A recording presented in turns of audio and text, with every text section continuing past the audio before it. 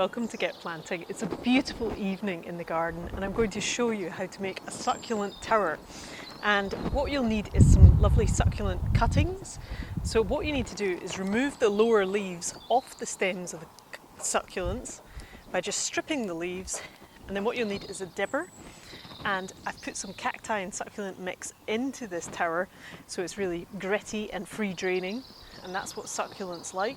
Then use your dibber and just gently put the cuttings into the tower. Now you might need to use your pruners just to shorten the cuttings slightly so that they fit in, and then just decoratively add them all to the tower, and lots of different textures and colours, really interesting ones that will make the display look really attractive.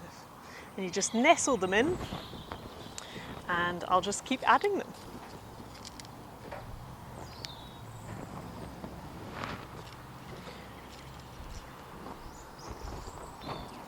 So again, taking off the lower leaves, cutting under a growing point so you have a nice sort of stem to insert into the cacti and succulent, nice free draining mix. So using your dibber and just placing them in. So just place them in. You just have to squeeze them in.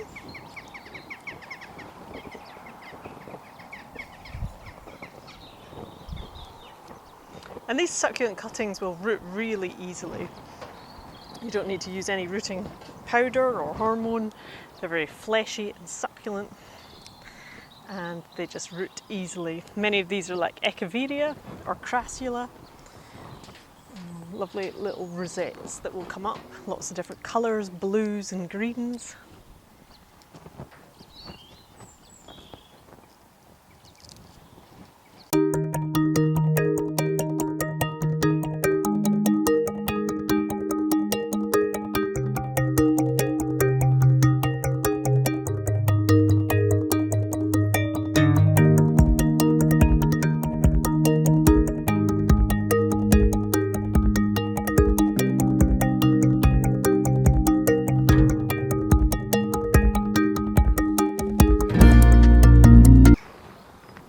And there you go, that's the succulent tower finished, and it's absolutely teeming with nice new fresh succulent cuttings, and it will look really attractive either out in the garden during the summer or in your house as a decorative houseplant display.